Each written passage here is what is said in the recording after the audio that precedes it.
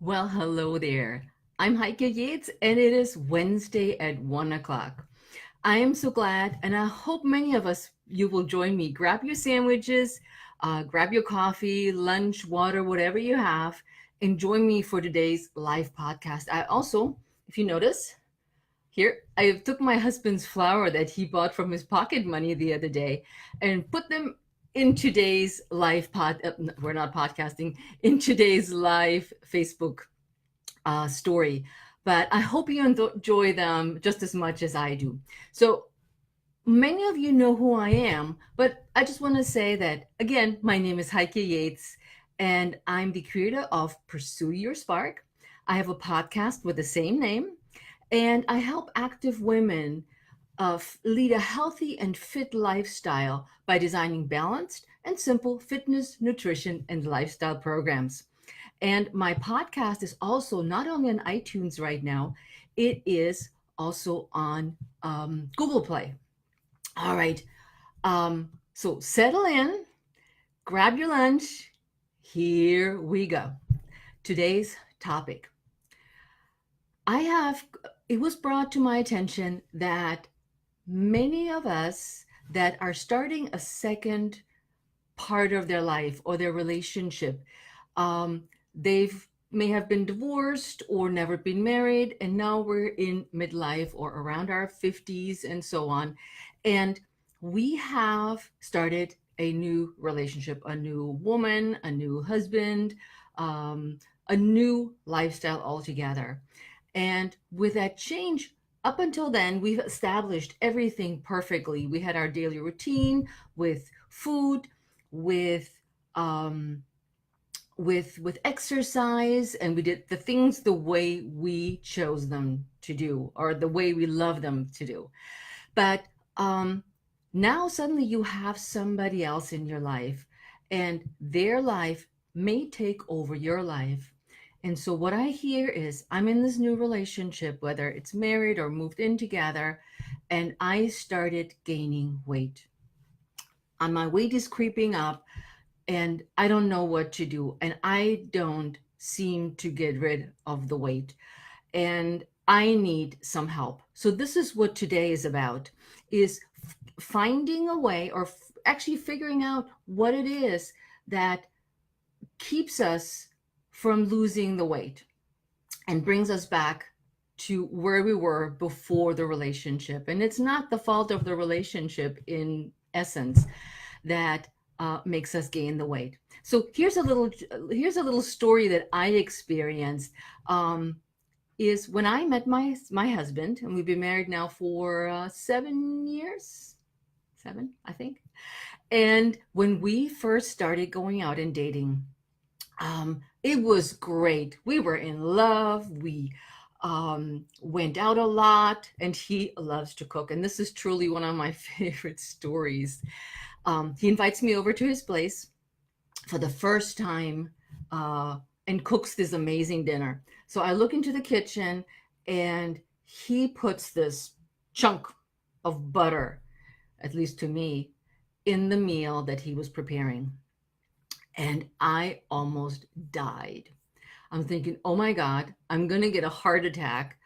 I can't eat this with so much butter in it. And then I thought, okay, here it is. We're just gonna suck it up because he cooks it with love, and he made this meal and he loves to cook. So as we progressed in our relationship, he kept cooking, I kept eating. And also, as some of you may know, we love Argentine tango. So that's actually how we met, through Argentine tango. And so we started going out at night. So we had dinner, let's say at 8 or 9. Then we started dancing tango, came home at 3 in the morning. You know it, you get hungry. So we had baguettes, wine, cheese, and it was just fabulous. But not so much for my waistline. It's My waistline kept expanding. And as you know, I'm a marathoner. So I ran marathons and I gained weight. It was horrible. Let me see. I know that Carol is here. Oh, hi, Carol. Because as you guys know, I can't read without my glasses. So she says hello. So I gained weight despite the fact that I was running marathons. And I thought, I can get away with eating all this delicious food. And I know Carol is from Montreal. So lots of butter, lots of good wine and baguette. And the weight just kept creeping up on me. And I thought, well, I need to do something about this. That's what today is about. What are you going to do if you're stuck with the weight that you gained? Because I don't know how you would say that in English, but it's something in German is like die Liebe geht durch den Magen, means love goes through the stomach. I'm sure there's an English saying that explains that, but you know what I mean. Somebody cooks for you and all the love goes in the food and the butter and God knows what else, and salt and sugar and desserts, and you just feel special and love every bite of it, including the wine. Now, but at some point, I said, okay, I need to stop this because this is not going the way I want my body to go. I'm killing myself running marathons, and I come home to this uber yummy food and wine. So here's my tip for you. Hold on, let me see what. The man's heart is through his stomach. Thank you. The way to the man's heart is through the stomach. And in this case, it was the woman. Oh, and I love to eat. So I want to help all the women that have talked to me about this. The women that said, I'm in this relationship, I am gaining weight, or the men for that matter as well, that said, my partner is spoiling me to death and I keep eating and I'm getting bigger and I hate it. I want to stop it. Now, I have a few tips for you to consider. You're in a new relationship. Of course, you want to please the other person. Would I say to my husband, no, I'm not going, my then boyfriend, I'm not going to eat all this delicious food? No. But what I did is I said, can we cook with a little less butter? Which of course is like, oh, mon Dieu. And I said, let's use some olive oil or maybe do a half and half. You don't have to eat the way they do or cook. Another example is somebody just told me that she's really frustrated that she's gaining weight, but her husband is a fantastic cook like mine, and he cooks his biggest meal at night, which is way too much for her. So we've talked about intermittent fasting, and I just published a blog post. If you're interested in looking into that and just want to dabble and enjoy my experience, go to HeikeYates.com and check out my 60-day experience with intermittent fasting, just out of curiosity. But let's stop pleasing the other person by eating all the food. The second thing is give yourself a little slack. You know what? You get loving and you put loving out. Enjoy it. When was the last time you felt this amazing and loved and cared for? But it's time to reel it in a little bit for some. So let's stop with not pleasing. As women, we always please everybody before we please ourselves. We put everybody before us and their needs. So let's think about what we want. Let's give ourselves a little love for ourselves and say, I deserve feeling this way and I deserve being treated this way. And tell your partner how important it is to you. They may not know how important it is to you that you want to exercise and you want to eat better. They may think the way they eat is perfect. So they have no idea that like the butter may be bad for you, like my husband or now husband said, oh, butter is so good for you. And everything tastes better with butter. Okay, I need like hands up. Moderation is key, said Carol. Also, wine has a lot of calories. Yep, let's do not underestimate the wine, but so tasty. So moderation is key. Now, um, tell them to cook a little different. That's what I did with my husband. I said, a little bit of less butter, maybe less baguette. And maybe we shouldn't have these lovey-dovey 3 a.m. all bottle of wine, baguette, and cheese happenings. And that was definitely a hard habit to break. But start with baby steps. It's you didn't gain the weight just overnight. You took weeks, maybe months until you realized that. And that's another true story. A friend of mine started dating somebody from South America, and their culture is always lots of food, lots of fried food from that particular country. And she got bigger and bigger and bigger. And as a friend, I wasn't sure, should I tell her? I mean, we're friends, but I didn't want to hurt her feelings. I wanted to make sure um, that she's getting loved on and that she is, um, feels great because she's in the perfect relationship. But she gained 35 pounds. Oh, hi, Carla. Good to have you too. And so finally, another friend of her told her, and she said, "Oh my God, I didn't realize I had gained all this weight. I enjoyed myself. We were going to parties, we're eating and drinking." And I said, "I did not want to hurt your feelings telling you that you've gained all this weight." And she said, "Please, as a friend," and this is also something that I want to put out to you, if you have a friend who suddenly gains a ton of weight, you may want to be brave enough and tell him. I wasn't quite that brave to tell her that she was really busting out of her clothes. But it would have been the right thing to do for her. So, baby steps. Um, Maybe another idea would be you start cooking and exercising together. And as you know, I am not the world's greatest cook. Yes, I raised two kids, feeding them very healthfully, but I'm also like everything around me. I'm a very minimalistic person. So is my food. I love food that's just steamed and has nothing on it. And everybody rolls their eyes. They're not talking cheese, but they need seasoning and onions and this and that. And I'm like, oh no, raw, not raw, but unseasoned to me tastes the best. So think about maybe cooking together if your significant other and partner loves to cook and you disagree with how things are prepared. Um, Same here, says Carol. So it is, let's take the bull by the horns and say, all right, now let's cook together. Let's teach better habits. Let's teach it in baby steps. Let's educate the other person about better eating healthy habits that we can teach without being in their face.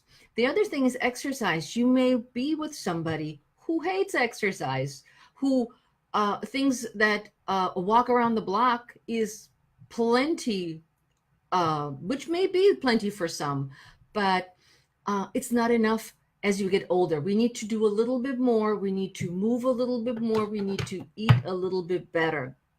Um, Carla says here, my mom cooks all the time.